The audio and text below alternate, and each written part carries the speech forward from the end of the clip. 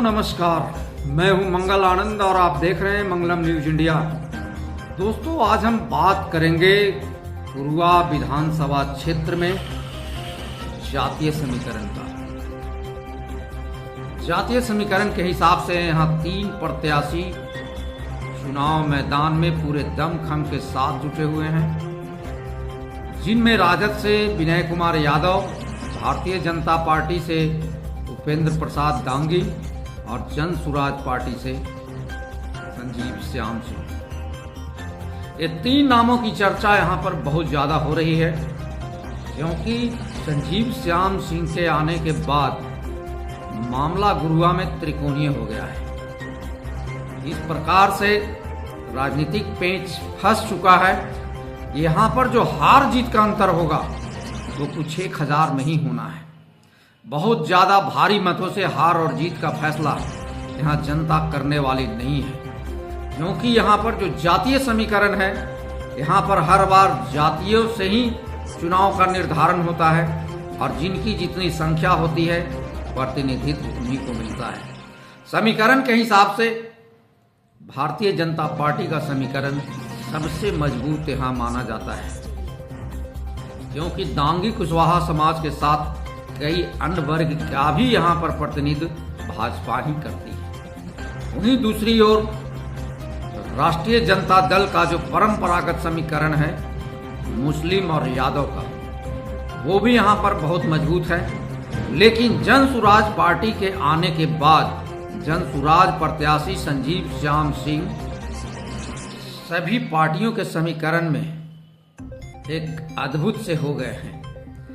या कहे कि ये हर समीकरण की काट जन सुराज पार्टी के पास है तो अतिशयोक्ति नहीं होगी। संजीव श्याम सिंह अति पिछड़े और दलितों के एक बड़े वर्ग का समीकरण जन सुराज की ओर मोड़ने में लगे हुए हैं। जन सुराज पार्टी निश्चित रूप से पहली बार ही यहाँ आई है, लेकिन अपनी दमदार उपस्थिति के कारण सबको चौंका दिया है। संजीव श्याम सिंह राजपूत वर्ग से आते हैं और स्वर्ण जो जातियां हैं वो संजीव श्याम सिंह के साथ दिखाई पड़ रही हैं। ऐसे में यहाँ पर सवाल उठता है कि किसकी जीत और किसकी हार होगी, यह बताना बहुत मुश्किल है और यह चुनाव के दिन तक भी लोग समझ नहीं पाएंगे कि जीत और हार का अंतर कितना अधिक हो सकता है। राजद प्रत्याशी विनय कुमार यादव की अगर हम बात करें तो राजद प्रत्याशी भी कम नहीं हैं। विनय कुमार यादव सिर्फ यादवों के नेता यहाँ नहीं माने जाते हैं, वो भी एक बड़े वर्ग का नेतृत्व करते हैं, जिनमें स्वर्ण जातियां हैं, खासकर ब्राह्मण, राजपूत और कुछ भूमिहार भी विनय यादव के साथ दिखाई पड़ते हैं। इसके अलावा विनय यादव अति पिछड़े वर्ग में भी खासे लोकप्रिय है। पिछले 5 सालों के दौरान विनय यादव ने सबसे बड़ा अद्भुत काम ये किया कि वे किसी भी मौके को नहीं छोड़ते हैं। शादी ब्याह, मरनी जीनी, सुख दुख, घटना दुर्घटना, विनय यादव 5 सालों तक हर जगह नजर आए।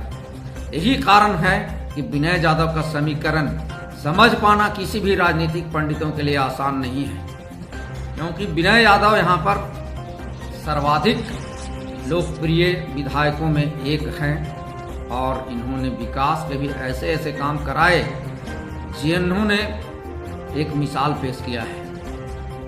जाति धर्म वर्ग से उठकर विनय यादव ने 5 सालों में एक अच्छी पहचान बनाई है। पहचान के हिसाब से भी गुरुआ में विनय कुमार यादव का स्थान सबसे बड़ा है।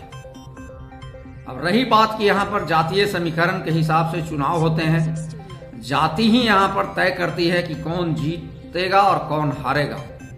उस हिसाब से फिलहाल भारतीय जनता पार्टी के पास मजबूत समीकरण है, लेकिन जन सुराज पार्टी के आने के बाद निश्चित रूप से जो वोटों की सेंधमारी होने जा रही है वो राष्ट्रीय जनता दल से भी है और भारतीय जनता पार्टी से भी है। तो जन सुराज के आने के बाद जो कुछ हुआ वो अविस्मरणीय रहेगा।